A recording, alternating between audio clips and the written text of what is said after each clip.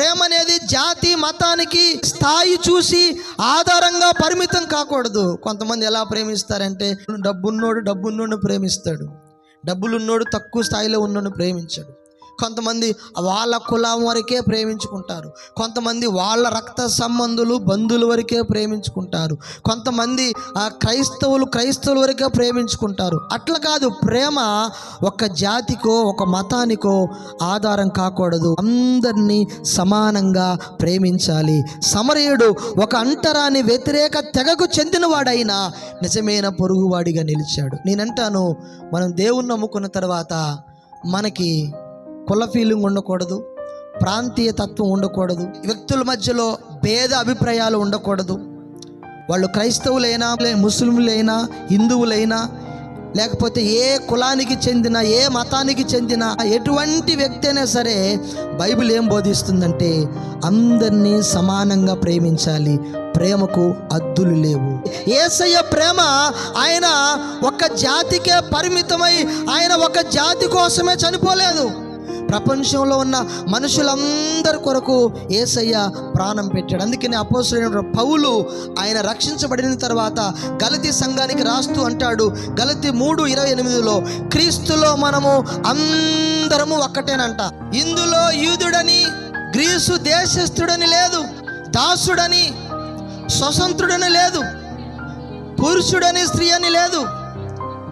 యేసుక్రీస్తునందు మీరందరూ ఏకముగా ఉన్నారంట. కొన్ని ప్రాంతాలు నేను వెళ్తుంటాను, చాలా బాధపడతా. నేను ఒక్క కులానికే పరిమితమై చర్చి కట్టుకుంటారు.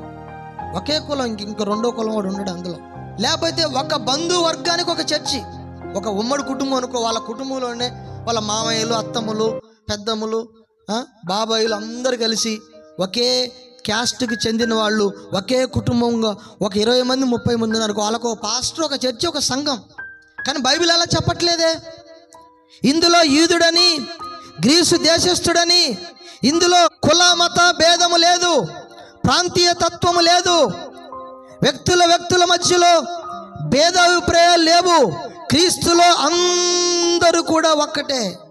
ఈ యొక్క మంచి సమరయుడు ఆ యూదుడు దొంగల చేత కొట్టబడి కొరప్రాణంతో ఉన్నప్పుడు, ఈడు యూదుడు కదా, ఈడు నన్ను గౌరవించడు, ఈడు నన్ను ప్రేమించడు, మమ్మల్ని అంటరాని వాళ్ళుగా చూస్తారు, మమ్మల్ని తక్కువ జాతి వాళ్ళుగా చూస్తారు, యూదుడు చస్తే నాకిందని అనుకొని పోలేదు. సమరయుడు ఎలాంటి వాడంటే, వాడు యూదుడైనా గ్రీసు దేశస్థుడైనా ఎవడైనా సరే ఆపదలో ఉన్నాడంటే అతన్ని ప్రేమించాలి. దేవునికి స్తోత్రం. అదే యేసయ్య ప్రేమ. కాబట్టి చర్చికి వస్తున్న మనందరం కూడా ఎలాంటి ప్రేమ చూపించాలా? కుల భేదం ఉండకూడదు. సంఘంలో కులం అనే మాట రాకూడదు.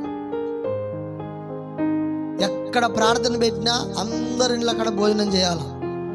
చర్చిలో కుల భేదం చూపించకూడదు. బయటికి వెళ్ళినా సమాజంలో కుల భేదం చూపించకూడదు. పొరపాటున మనం ఎక్కడికి వెళ్ళినా ఆ వ్యక్తి క్రైస్తవుడైనా, ఆ వ్యక్తి అన్యుడైనా, ఆ వ్యక్తి ఎటువంటి వ్యక్తి అయినా సరే, ఆ వ్యక్తితో మనం పరిచయం ఏర్పడి ఆ వ్యక్తితో మనం మాట్లాడుతున్నప్పుడు, ఏవండి మీదేం కులవండి అని క్రైస్తవుడు పొరపాటుని అడగకూడదు. వ్యక్తిని ప్రేమించాలి. ఈ కులాలు మతాలు ఇవన్నీ కూడా మనుషులు పెట్టుకున్నాయి, మనుషులు సృష్టించినాయి. దేవుడు సృష్టించలేదు. దేవుడు ఒకే ఒకటి సృష్టించాడు. అదేంటంటే మనుషులందరూ సమానమే, మనుషులందరూ ఒక్కటే. కుల మత భేదము అనేది లేనే లేదు. అందరినీ ప్రేమించాలి. ప్రేమకు సరిహద్దులు లేవు.